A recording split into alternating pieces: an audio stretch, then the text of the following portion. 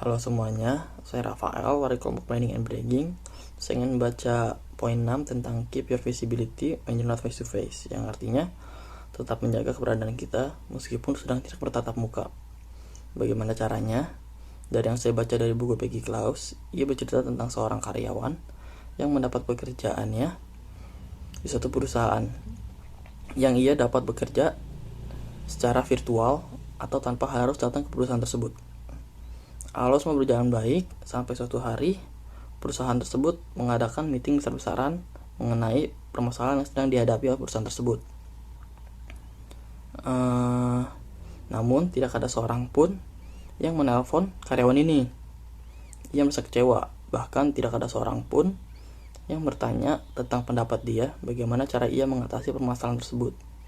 Nah, ternyata penyebab ia tidak dihiraukan oleh perusahaan tersebut adalah karena ia tidak pernah berkomunikasi dengan orang-orang di perusahaan tersebut, sehingga orang-orang di perusahaan tersebut lupa akan adanya dia. Nah, dari judul ini saya ngambil poin bahwa betapa pentingnya komunikasi yang dijalin antar individu. Karena menurut saya orang-orang yang bekerja secara virtual rata-rata mereka berpikir harus ada sesuatu yang besar atau sesuatu yang mendesak baru ia akan datang ke perusahaan tersebut. Namun itu salah. Kita meskipun bekerja secara virtual, usahakan kita datang ke perusahaan tersebut sesempat kita gitu. Hanya untuk berkomunikasi, ngobrol, bertanya soal pekerjaan, hal-hal kecil seperti itu dapat membuat eksistensi kita dirasakan oleh karyawan-karyawan atau atasan kita, sehingga kita tidak akan tertinggal oleh karyawan-karyawan yang lain. Nah, poin-poin di bawah ini adalah salah satu atau cara mengatasi kejadian yang dialami oleh pegawai tersebut terjadi dalam kehidupan kita. Yang pertama ada target those people within your company who are important to helping you achieve your goals. Dalam poin ini kita harus memikirkan bagaimana jenjang karir kita 3 bulan atau 1 tahun ke depan. Dan kita harus melihat sekeliling kita, kira-kira siapa-siapa saja orang-orang yang dapat membantu kita atau menunjang performance kita dalam perusahaan untuk mencapai kesuksesan.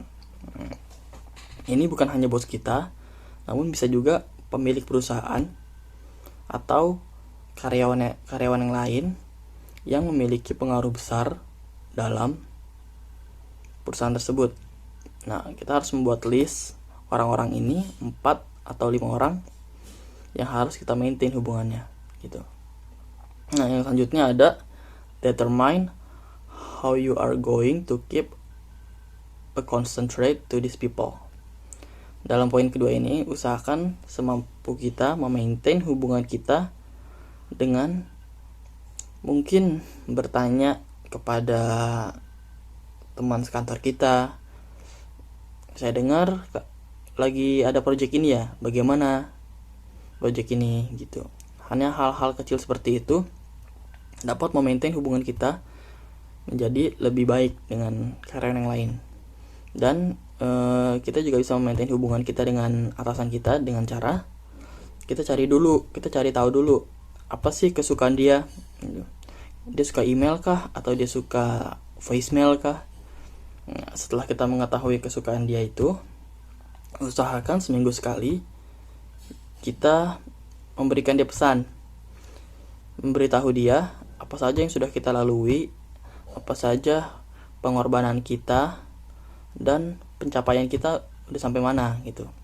Dengan begitu, bos kita dapat melihat apa saja yang sudah kita lalui dan ia dapat mengapresiasinya dengan lebih baik gitu. Nah, poin terakhir ada don't underestimate the importance of face-to-face encounters. Nah, kalau dari buku Peggy Klaus, di sana ditulis ia memiliki seorang teman perempuan yang jarak dari rumah ke kantornya itu jauh. Namun ia rela melakukannya setiap hari. Bahkan ketika ia berlibur bersama keluarga dia, ternyata tempat berliburnya itu dekat dengan rumah bosnya. Dia usahakan datang ke rumah bosnya, bertemu dengan bosnya, bertegur sapa,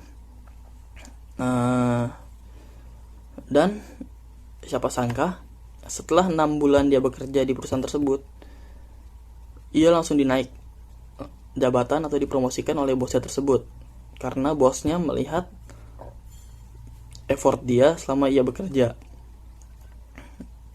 Nah, sekian dari poin 6.